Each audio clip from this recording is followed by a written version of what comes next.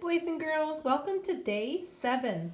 This is our YouTube video for illustrating our words day 7 for Thursday. So if you're not able to make it to our Google Meet today, no worries at all. This video will tell you what you need to know. And you know what? I think most of you already know what you need to know for today. Today, we are going to spend the day adding all of our words to our book. And then after you've added all your words, you're going to read each page out loud to yourself before you start drawing.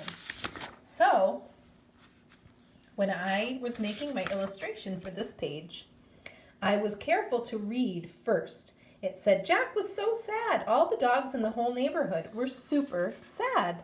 So I knew when I drew my illustration, excuse me, I couldn't just draw Jack. I had to draw the other dogs that live in our neighborhood. Then, Jack had an idea. He and his friends could make their own dog beach. So here's Jack, and here's his thought bubble. And in his thought bubble, he's going to be thinking about making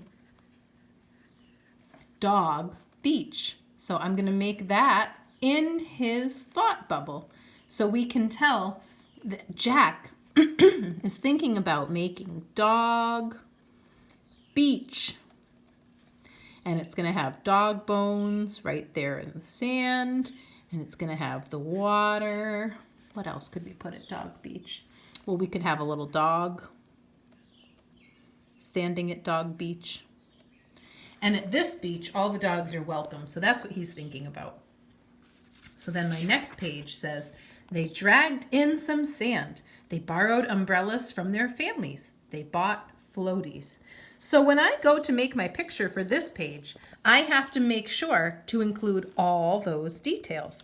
That's why I think it's easiest to write everything first and then reread what you wrote out loud so that when you make your picture, you know you're including everything that the words say. That's what illustrations are. Illustrations are meant to show the words in picture form. So when you're finished, you can make your cover. We talked a little bit yesterday about making a summary for the back. We try to write 3 sentences that tell what the book's about. So if you were at the library and you thought, Doggy Beach, I wonder if I would like this book, you could read the 3 sentences on the back and you could find out what it was about. I think mine's 4 sentences, but 3 or 4. You don't want your summary to be longer than your whole book. If you get stuck at any point and you don't know what to write, you can either go back to your, whoopsies, upside down, your storyboard, if you completed that, and that will remind you, page 1, what you're writing, page 2, page 3, page 4. If you didn't make your storyboard and you want to know what to write, you can go back to your somebody wanted but so then planner. Somebody is Jack the puppy. What did Jack want to do? He wanted to go to the beach. What was the problem he faced? Dogs aren't allowed. So how did he fix it? And what happened at the end? The reason that we have to include the problem and the solution is it wouldn't be a very exciting story if I said, Jack the puppy wanted to go to the beach, so he went to the beach. The end. You have to have a problem and a solution in your story because that is the most exciting part of any story.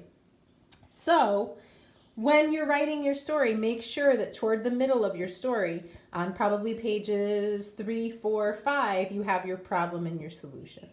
All right? So we're going to take Thursday to work hard on our fiction stories. If you need to work on your nonfiction story, you can finish that up as well. And on Friday, we will get together and have a sharing Google Meet at 11 o'clock. And at that Google Meet, you can share your writing if you would like to. So I'll post some info about that tomorrow. But today, Thursday, we're only meeting at 10. So if you're around for the 10 o'clock meeting, that's great. If you're not, no problem. This video will tell you what you need to know. So your job for today is to finish the writing and the drawing in your book and to color in those pictures if you have time, because they're very much more exciting when they have color in them, right? Here's my black and white. There's my color. I like the color more.